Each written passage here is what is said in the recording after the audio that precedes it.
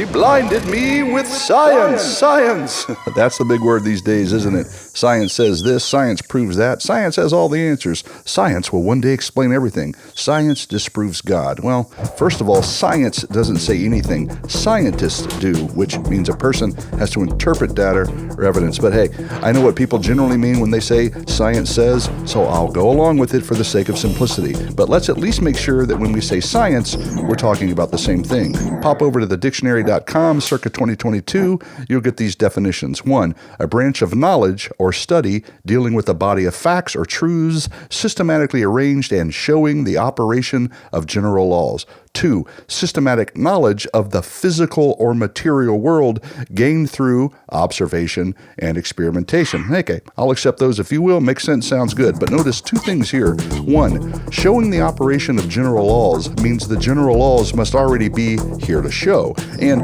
observation and experimentation both require preconditions of intelligibility. Pre-what, you say?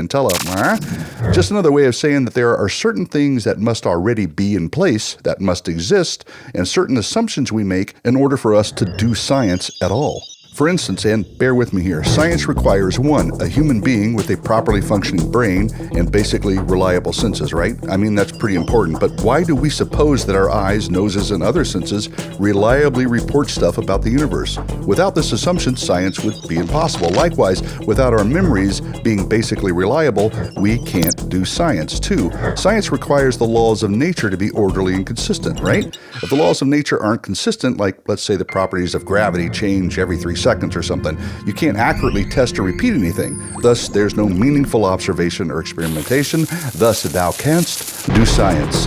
3, science requires laws of logic. Without them, you can't analyze ideas, reason properly, or determine what data or evidence means. Without them, simply put, you can't do science. 4, science requires objective morality.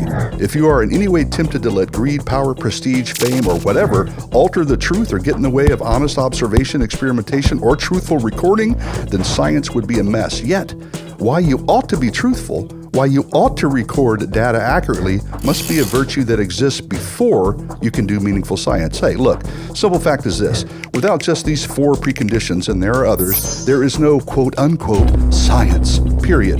But here's the big cue for you.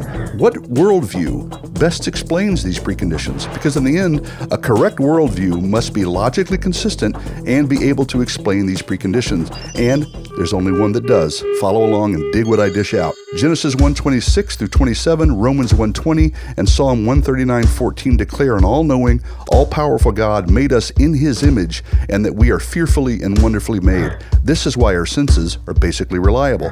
Jeremiah 33:25 and Colossians 1:17 declare He established His covenant with day and night in the fixed order of heaven and earth, and that He is before all things, and in Him all things hold together. This is why the universe is orderly and consistent.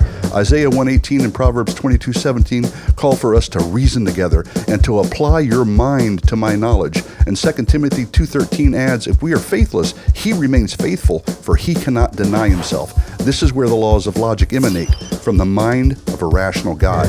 In Titus 1:2 it says, in hope of eternal life, which God, who never lies, promised before the ages began. This is where objective morality flows from, the very nature of God, who cannot be inconsistent, deny Himself, or lie. These are the non-arbitrary reasons Bible believers provide for the preconditions of intelligibility. Now, on atheism, on materialism, on evolutionism, if that's a word, how are these accounted for? How does accidental non-life produce life, let alone life with reliable senses?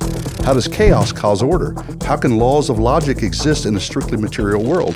How do random mutations make morality? See, they really don't have logical, consistent answers. In fact, as Dr. Jason Lisle asserts, the logical prerequisites for knowledge, which most people take for granted, are provided only in biblical creation and would be impossible in an evolutionary or atheistic universe. So, there it is, my quasi-qualified questioners, quickly quizzing quantitative qualified quizzes quite quietly. There's only one worldview that is rational, logical, and best accounts for the preconditions of intelligibility on which science depends, and that, my friends, is the biblical worldview. So, this here notion, this here idea that science has somehow disproved God has been, like poetry in motion, debunked. Adios.